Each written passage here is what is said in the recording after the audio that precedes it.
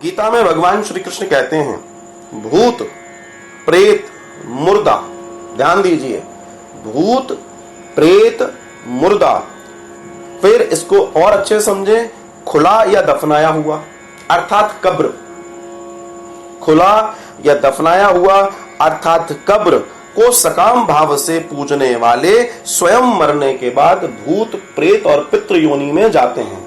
अब बताइए मैंने क्या गलत कह दिया?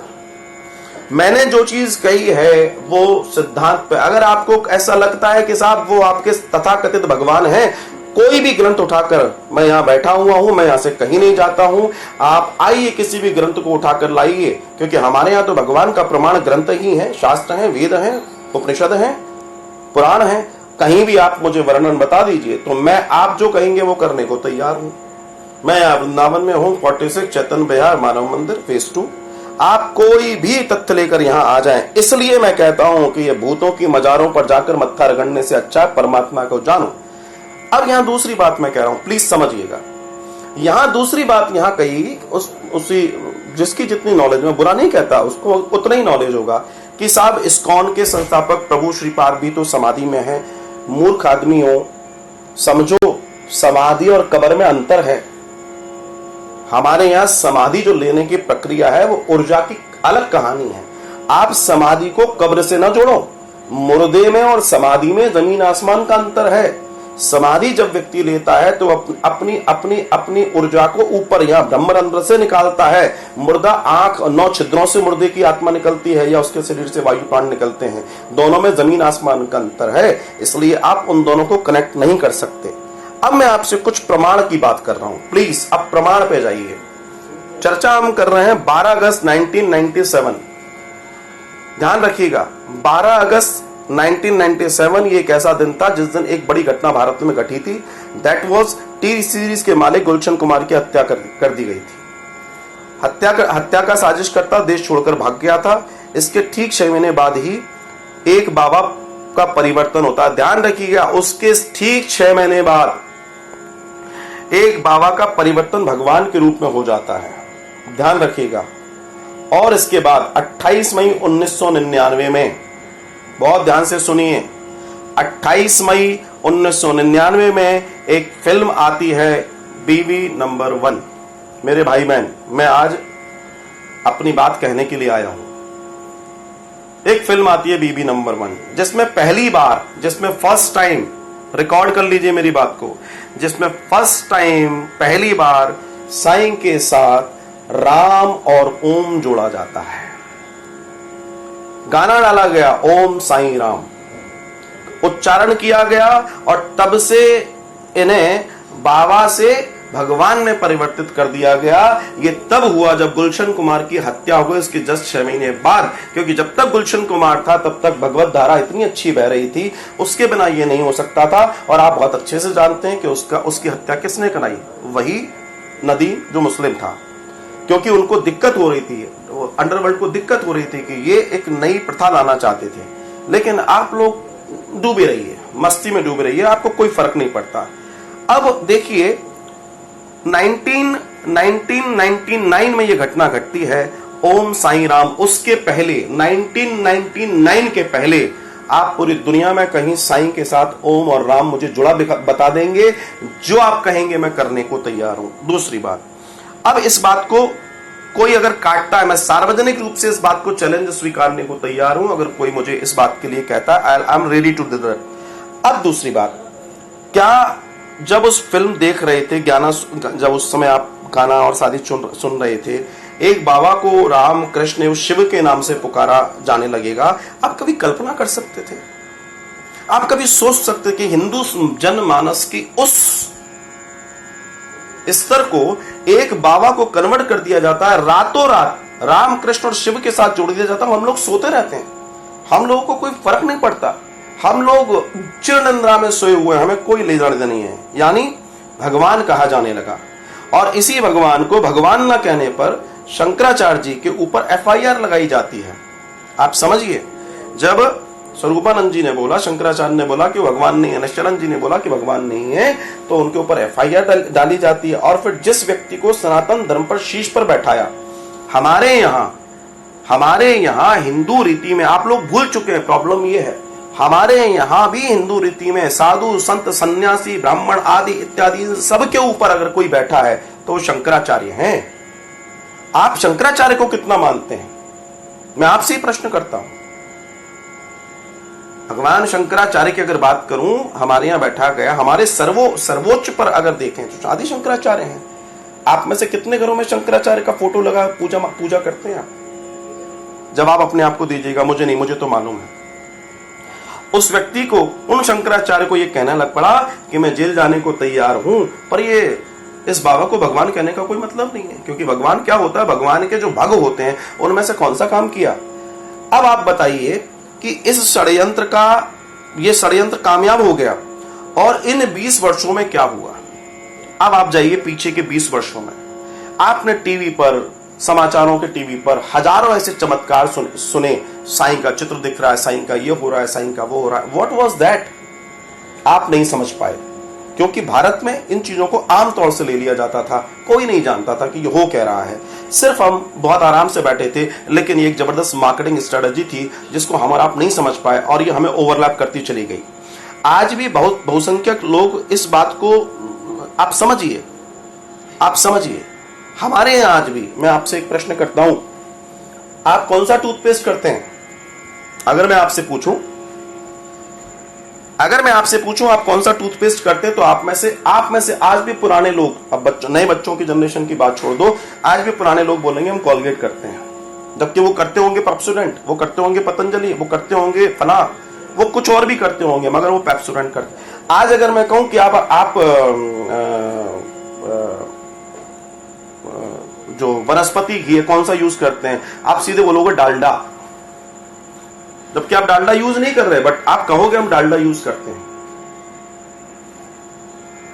आज मैं आपसे पूछूं कि आप कौन सा डिटर्जेंट पाउडर यूज करते हो, आप बोलोगे डिटर्जेंट पाउडर मतलब सर्फ। आप आज भी डिटर्जेंट पाउडर मतलब सर्फ समझते हो, जबकि सर्फ डिटर्जेंट पाउडर नहीं है, सर्फ एक ब्रांड है। लेकिन आपके साथ ये है, आपने महसूस किया इसी तरीके से धीमे हमारे अंदर ये चीज डाल दिया गया कि भगवान मतलब भगवान, और धीमे एक बाबा को भगवान बना दिया जाता है, हमारे शिव, हमारे राम, हमारे कृष्ण जोड़ दिया जाता है। और कोई भी आपको जरा सी खरोच मिल जाए, लग जाए, तुरंत मेडिकल पे जाके कहते हो भैया डिटॉल है क्या? घर में क्या कहते हो, डिटॉल हो क्या? आप सेवलॉन नहीं बोलते, आप डिटॉल बोलते हो। आपको जुकाम हो जाए, आपके मुंह से सिर्फ एक चीज निकलता है, विक्स है क्या? जबकि उसके 3-4 अल्टरनेट और आते हैं। ये आदत में पड़ गया। ठीक उसी तरीके से ये किया गया। अब आप देखिए, जिन परिवारों के घरों में, अब आप समझिए, जिन परिवारों के घरों में साईं पूजन और साईं व्रत की परंपरा डल गई है, उन घर के जो आने वाली जनरेशन है, वो क्या राम कृष्ण शिव को जान पाएंगे? कभी जान पाएंगे? कभी समझ पाएंगे? नेवर। ना कभी जान पाएंगे, ना कभी समझ पाएंगे।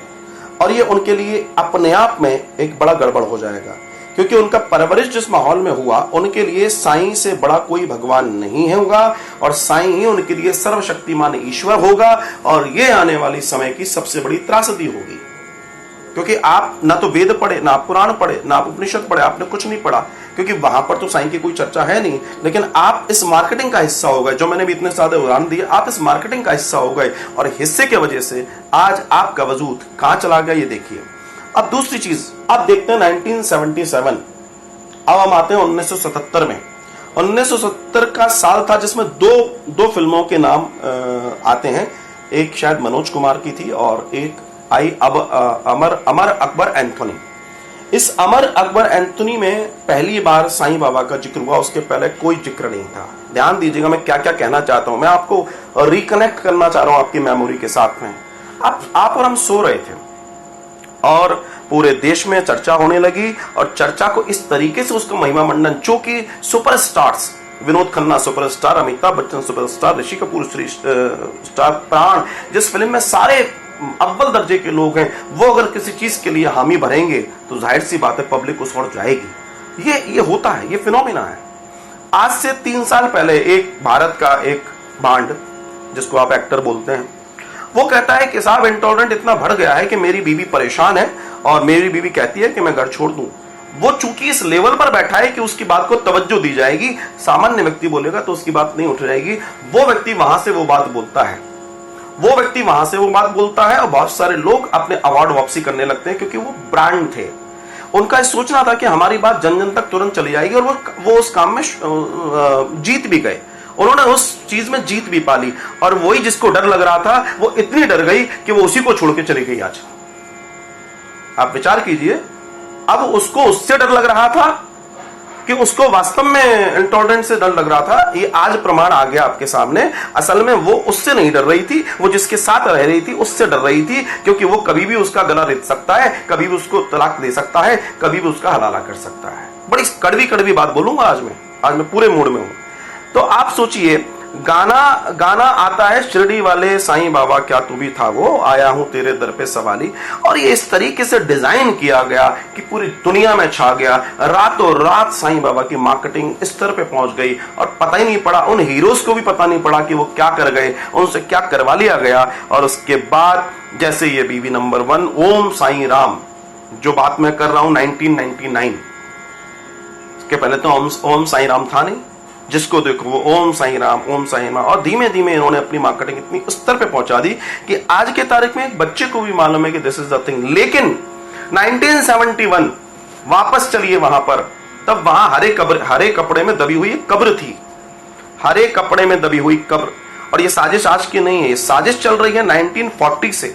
तब ये दिमाग चल रहा था कि हिंदुओं को तोड़ने के लिए, इनको डाइवर्ट करने के लिए कोई एक हमको शगुफा लाना पड़ेगा।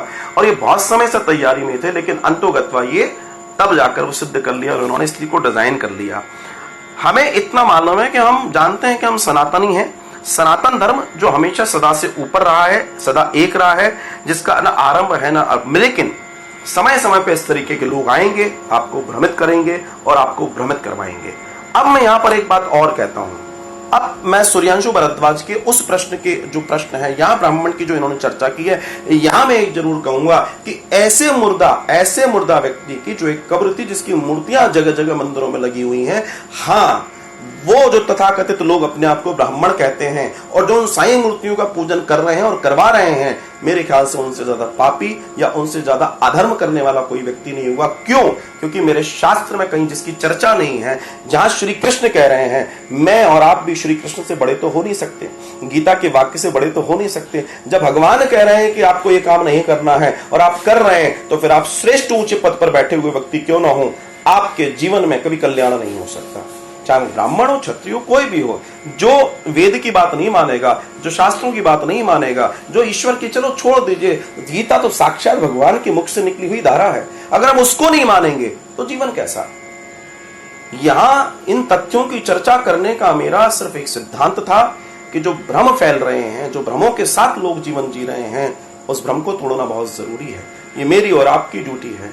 हम साक्षात परमात्मा की संतान है। देखिए, हमारे यहाँ कहा जाता है परमेश्वर हमारे पिता है, राम हमारे पिता है, ईश्वर हमारा पिता है। हमारे बीच में कोई और दूसरा नहीं है। प्लीज समझिए, हमारे बीच में कोई और दूसरा नहीं है। वो पिता है किसने बताया?